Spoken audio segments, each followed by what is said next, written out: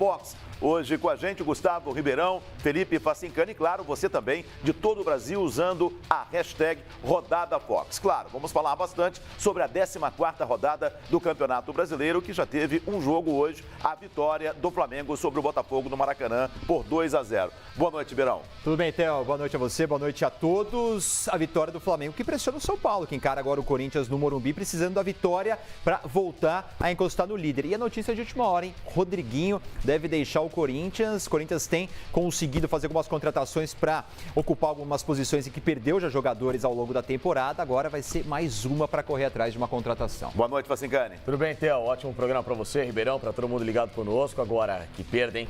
Rodriguinho é o cérebro do Corinthians, o principal jogador da equipe. No ano passado, a figura que, para mim, levou o time em muitos momentos a vitórias importantes que garantiu o título brasileiro. Desta vez, se antes o trabalho do Osmar Loz era duro, agora eu acho que no mercado não tem uma peça pronta para substituí-lo à altura nesse Corinthians. Vamos agora aos gols da vitória do Flamengo sobre o Botafogo. O Flamengo, pela 11ª vez, vai continuar na liderança deste Campeonato Brasileiro. Aí você está vendo o Matheus Sávio fazendo a jogada individual e um belo gol. Muita gente diz que ele quis cruzar. Ele disse que não, que a intenção realmente foi chutar, fazendo um belo gol. O Flamengo definindo o jogo em praticamente 5 minutos. Ali o Jefferson ainda jogava. O Jefferson acabou saindo machucado na equipe do Botafogo, entrando o garoto Saulo. E esse o primeiro gol da partida. E também o Matheus Sávio acabou colocando essa bola na área para o Diego, mas quem chega para fazer o gol é o Paquetá. Paquetá fazendo Flamengo 2-0 em cima do Botafogo. O jogo terminou agora há pouco, jogo disputado no Maracanã. Segue o líder, Flamengo vai terminar essa rodada como líder do Campeonato Brasileiro. E sem perder tempo, vamos até o Maracanã. Lá estão Helena Calil e também a Carol Patati. A gente começa com a Carol Patati trazendo as informações do Flamengo. Boa noite, Carol. Oi, Theo, boa noite para você, muito boa noite a todos que estão aí, todos que estão ligados conosco. Eu estou aqui na sala de imprensa do Maracanã, à espera do técnico Maurício Barbieri, ele que fez aí essa opção pelo Matheus Sávio e que acabou pegando muita gente de surpresa, né? Vai lembrar que o Everton Ribeiro estava suspenso pelo 3º cartão amarelo, tinha também a situação do Marlos, que acabou sentindo o tornozelo direito, ficou fora da partida, e a opção dele então foi pelo Matheus Sávio, o Uribe com o Guerreiro mais à frente. O Matheus Sávio, que viveu uma situação complicada no ano passado, depois que o Flamengo acabou sendo eliminado na Libertadores. Aquele 2-1 com o São Lourenço, muitos torcedores acabaram culpando esse jogador que acabou sendo hostilizado, ficou um pouco sem clima no início do ano, foi emprestado para o Estoril lá de Portugal e aí voltou agora em junho, porque a equipe foi rebaixada e uma cláusula no contrato previa isso. De início se imaginava que o jogador fosse ser emprestado, mas entrou contra o São Paulo, hoje começou como titular, fez um bonito gol, como vocês bem disseram, e fica aí a dúvida então se ele vai ganhar mais espaço nesse time do Flamengo. Mais de 42 mil torcedores no Maracanã, mais um bom público na noite deste sábado. Lembrando que o Flamengo também teve Cuéllar de volta à equipe, ele que cumpriu suspensão contra o São Paulo, e o Henrique Dourado, que também cumpriu suspensão, acabou ficando só no banco. Na segunda etapa, a opção do Barbieri foi inclusive pelo Lincoln. Dourado nem chegou a entrar em campo. Quem tem as informações sobre o Botafogo é ela, Helena Calil. Boa noite. Daqui a pouquinho a gente vai com a Helena Calil trazendo as informações do Botafogo. O interessante é que nas redes sociais, quando saiu a escalação do Flamengo, muita gente falando do Matheus Sávio contra, né? Muita gente criticando a escalação do Matheus Sávio. Ele entra, faz o primeiro gol. Aliás, você que está aí nas redes sociais pode conversar com a gente. Ele foi chutar pro gol ou ele foi cruzar e saiu aquele golaço? Aí eu pergunto para vocês, foi um cruzamento ou foi um chute pro gol, Ribeirão? A minha primeira impressão, Theo, foi de tentativa de cruzamento, até porque ele está olhando para baixo, não sei se ele tinha percebido o Jefferson adiantado. Mas eu vou questionar, se ele disse que realmente tentou o chute, eu não vou questionar o garoto que fez uma bela partida. A gente está vendo de novo na tela aí, ele com a marcação ali do Luiz Ricardo, pedalou e teve espaço para tentar o cruzamento ou o chute. Mas aí eu coloco outro ponto desse lance. Para mim, o Jefferson foi muito mal. Para mim, o goleirão do Botafogo falhou, ele acabou sendo lesionado depois, mas para mim, o Jefferson falhou nesse lance, independentemente de ter tentado cruzar ou tentado chutar, para mim o Jefferson acabou sendo o vilão da história. Antes do Facincani, vamos voltar ao Maracanã. Helena Calil, boa noite. Olá, boa noite, Theo. Boa noite a todos que estão acompanhando o Fox Sports. Seguinte, nós estamos aqui na sala de comunicação, na sala de imprensa, aguardando o técnico do Botafogo e também algum assessor de comunicação do clube para saber a situação do Jefferson. Vocês mostraram aí a lesão que ele teve, ele levou uma pancada, tem um desencontro de informações, tem gente falando que foi uma pancada na cabeça, tem gente falando que pode ter sido algum golpe na região do pescoço, ocasionado pelo Lucas Paquetá no choque. O fato é que ele deixou o campo aos 16 minutos, ele que acabou levando os 2 gols da partida. Em seu lugar entrou o Saulo, jovem, de 23 anos, que chegou ao Botafogo em 2013 e passou para o profissional em 2016. E fica preocupante a situação do gol do Botafogo com essa lesão do Jefferson. A gente sabe que o Jefferson, ele anunciou a sua saída em primeira mão no Fox Sports, falando que ele vai ficar só mais esse ano, vai se aposentar depois dessa temporada. E também o Gatito Fernandes, que não atua desde abril e sempre desperta interesse de clubes de fora, principalmente da Itália. O empresário dele mesmo diz que em toda janela de transferência internacional sempre chega uma proposta para o Gatito Fernandes, que tem o seu belo histórico com o Botafogo, e também cidadania europeia. No ano passado, o Napoli assinou com uma proposta de 3,5 milhões de euros e nessa janela é sim aguardada mais alguma proposta, apesar do presidente do Botafogo ter dito que até agora nada chegou de concreto. Então fica essa situação entre os goleiros do Botafogo. Como eu disse, a gente está aqui aguardando tanto o Marcos Paquetá para falar na coletiva de imprensa, quanto a assessoria de comunicação, assessoria de imprensa do jogador e também do Botafogo. Na partida de hoje, vocês viram que o Aguirre deixou o jogo no final da partida, foi expulso, deu uma entrada no Pará, então não vai enfrentar a Chapecoense na próxima rodada no estádio Newton Santos, jogo que acontece na próxima quinta-feira. Depois o Botafogo vai enfrentar o Internacional no Beira-Rio e depois disso, na sequência, tem Santos aqui no Rio de Janeiro também, no estádio Newton Santos. Eu estou aqui atenta para ver aqui a movimentação, para ver se chegou alguém, mas já a gente volta então com a entrevista coletiva e também com informações do goleiro Jefferson. Bom, e ali a pergunta, Facincani, o Jefferson falhou nos gols do Botafogo? Falhou, em especial no primeiro gol. Leitura errada. Os gols do Flamengo, melhor dizer. Falhou. Leitura errada na saída de bola. Para mim, o Matheus foi levantar a bola na área, para mim ele não foi chutar gol. Eu, às vezes, tudo bem, não vou questionar a sinceridade do jogador, mas não é feio falar, tentei um cruzamento, dei sorte, errou a bola, enfim. Eu acho que, até porque a jogada do segundo gol é exatamente a mesma que ele faz, né? Ele dá o corte para dentro e o balãozinho para a área para buscar um cruzamento. Então, se ele tivesse chutado a gol, não seria com, né, esse tipo de força, seria um chute muito mais poderoso, muito mais potente, né? E claro que ele foi muito feliz porque o Jefferson errou a leitura, porque ele achou que a bola fosse para o primeiro pau e ela acabou passando do tempo. Mas, repara só. E depois no segundo ele não saiu, falou assim, já tomei o primeiro, não vou sair no segundo.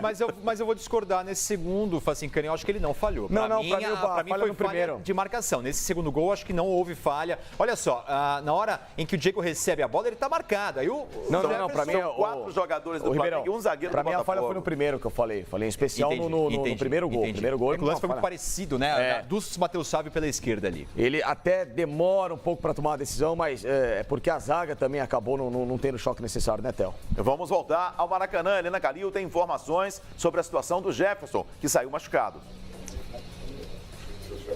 Isso, Theo, eu falei para vocês que eu estava apurando, o assessor de comunicação estava aqui no final da nossa entrada e passou agora a informação completa sobre a situação do Jefferson, o que aconteceu. Ele teve mesmo essa pancada com o Lucas Paquetá e acabou sofrendo um trauma no tórax e acabou afetando também um pouco aqui a parte da cabeça, ele saiu um pouco zonzo e até o assessor chegou a dizer que um pedacinho do dente também acabou quebrando. Então essa é a situação do Jefferson que está sendo avaliado neste momento, então já a gente vai saber qual que é a situação dele, quanto tempo, se ele vai precisar ficar afastado por algum período. Então é isso, pelo menos temos essa informação, trauma no tórax mesmo. Quase deu PT, né? Trauma no tórax, problema no pescoço e um dente quebrado. Coitado. Foi forte. Normal, acontece. Vida de goleiro, vida do futebol, são acidentes, né? Inevitáveis às vezes, mas infelizmente não deu para o Botafogo, né? E o Jefferson no primeiro gol, reitero, para mim a falha dele e não concordo muito com a explanação, vamos colocar assim, do Matheus Sávio. Para mim ele tentou um balãozinho, deu sorte que a bola acabou surpreendendo e morreu no fundo do gol. Repito, Theo, não é feio falar, tentei um cruzamento, a bola acabou errando, o gol não fica mais feio meio, a importância da jogada não fica menor em relação ao lance, o Matheus não fica também sendo apenas rotulado como jogador sortudo por causa disso, muito pelo contrário, a jogada, a pedalada foi muito bonita. Então, segue o jogo, 2-0 Flamengo e vitória muito merecida. Será que o Marcos Paquetá acreditou, depois do bom futebol mostrado pelo Botafogo na derrota contra o Corinthians, que poderia sair para cima do Flamengo, tomou 2 gols e o jogo acabou aí, né?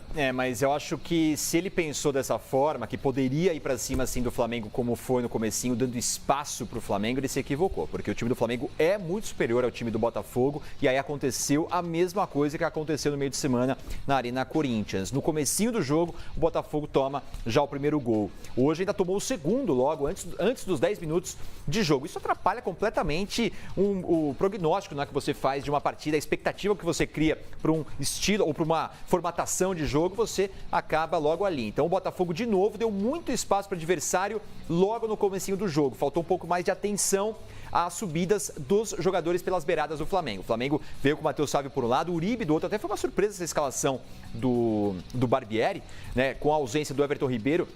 Imaginava-se a entrada de algum outro jogador de meio campo, não o Uribe, e aí para a ausência do Marlos ele optou pelo Matheus Sávio para jogar ali pela esquerda. Acabou dando muito certo e esses dois jogadores tiveram muito espaço logo de cara no jogo, tanto que as duas jogadas dos gols do Flamengo foram com o Matheus Sávio pela esquerda. Vamos ver a expulsão do Aguirre. Ele foi expulso no final do jogo direto. Uma entrada dura em cima do Pará e já recebeu direto o cartão vermelho. Tá aí o lance, ó.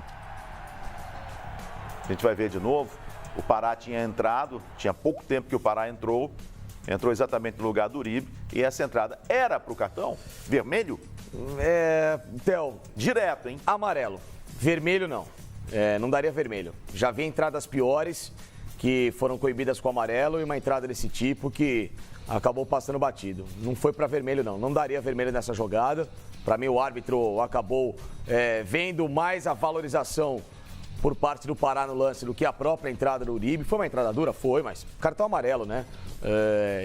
Você vê que ele até em algum momento tenta tirar o pé, evitar uma chegada com um pouco mais de maldade, né? Se ele fosse por cima do jogador, pisado, ele vai por baixo e ergue o pé para fazer a falta ali, para levantar o jogador, para derrubá-lo, claro, numa jogada um pouco mais ríspida, mas não foi uma falta para cartão vermelho, direto, imediato assim, não. Você daria, Ribeirão, vermelho? Não é sempre que isso acontece, mas eu concordo com o Facincani. É difícil, né? Não é fácil acontecer isso.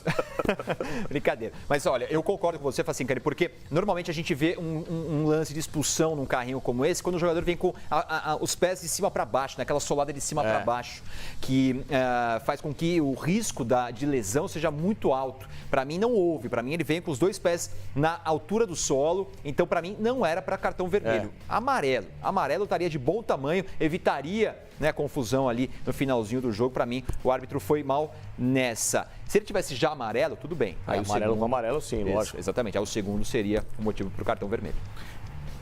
O Botafogo agora ele fica a 4 pontos da zona de rebaixamento, ou seja, ele está mais próximo da zona de rebaixamento do que de entrar na zona da Libertadores da América. É preocupante a situação do Botafogo, o torcedor do Botafogo deve ficar preocupado com o time do Botafogo? É preocupante, Theo. O time do Botafogo, para mim, ele é muito voluntarioso, mas na hora que precisa decidir um jogo não tem peça, né? Diferente do Flamengo.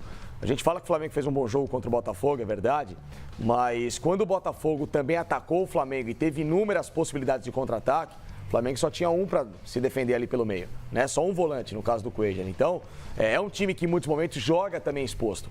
Ele fez prevalecer a força em relação ao Botafogo pela individualidade de alguns jogadores que são muito bons, né? O Matheus Sávio, que teve a escalação criticada, ele já era um garoto que no ano passado ensaiava boas partidas quando entrava. A gente vê que é um garoto que tem certo talento. O Flamengo tem no banco de reserva Jean Lucas, tem inúmeras peças que quando entram em campo, elas individualmente, além do coletivo, conseguem decidir um jogo, né? E o Botafogo não tem isso. Vai esperar o quê? Do Chiesa decidir um jogo, com todo respeito ao Chiesa, mas não é esse cara. O Aguirre não é esse cara, né? O Botafogo carece de atletas ali na frente, Pimpão e etc e tal, que quando pega uma jogada de 1 a 1 ou uma jogada 2 contra 2 ou então 3 contra 2, que se faça prevalecer pelo talento também. Então isso é preocupante. O futebol não é só o coletivo, mas o coletivo com peças de qualidade para prevalecer em relação ao rival quando há uma igualdade tática em campo. Ribeirão, o torcedor do Botafogo deve ficar preocupado? Tem que ficar preocupado sim. Tudo isso que o Facincani falou, né, da fragilidade do elenco, e eu coloco ainda mais um motivo. O técnico acabou de chegar. O Botafogo, com um time limitado, o Botafogo tem prezado nos últimos tempos pelo bom e barato, né? Ou pelo médio e barato. Tem um elenco reduzido, não tem tantas peças assim. São jogadores que o Botafogo vai achando em alguns clubes para contratar e formar um time que não custe tão caro, só que aí dentro de campo você precisa ter a organização tática que leva tempo para conseguir. O Marcos Paquetá retorna ao Brasil depois de 14 anos dirigindo times de fora, né? E bem longe daqui, no mundo árabe e tudo mais. Isso atrapalha. O técnico também precisa de uma readaptação ao futebol brasileiro. Logo de cara, ele pegou dois gigantes que vivem, né, bons momentos. Se o Corinthians não faz uma temporada tão brilhante como a do ano passado, tem um time mais forte. E agora pega o líder Flamengo. Então, foram 2 jogos numa sequência aí cruéis para esse início de trabalho do Marcos Paquetá. Então, para organizar um time que tem suas limitações, é preciso tempo para treinamento, coisa que ele não teve ainda. Claro, teve esse período de Copa do Mundo, mas ele ainda não tinha tido jogos numa sequência para ele também trabalhar a equipe dentro de campo em jogos com a intensidade de jogos oficiais. Então, é uma dificuldade que ele vai ter nesse início. Se ele vai conseguir até o final do campeonato melhorar essa equipe, só o tempo vai dizer. O Alberto Valentim tinha uma sequência que acabou interrompida. Vamos ver a situação do goleiro Jefferson. O Jefferson, depois do segundo gol do Flamengo, acabou saindo contundido e entrou o garoto Saulo. Como disse agora há pouco